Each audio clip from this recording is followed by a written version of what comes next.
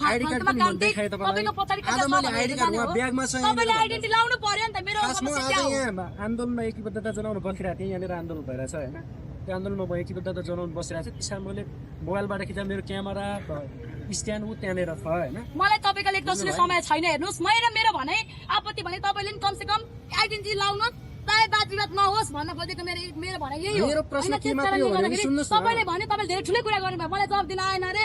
मेरो हैसियत भएन रे। तपाईले हैसियतसम्म पनि भन्नु पाउनु भयो पुग्नु भयो। यानि कि मैले तपाईलाई त्यति पनि भनेको थिइनँ। मैले त सिधै तपाईको आइडेन्टिटी हुनुपर्छ है। किनकि यहाँनिर बात विवाद हुन्छ नचिनिकन हामीले नि जताइ त्यसलाई हामीले नि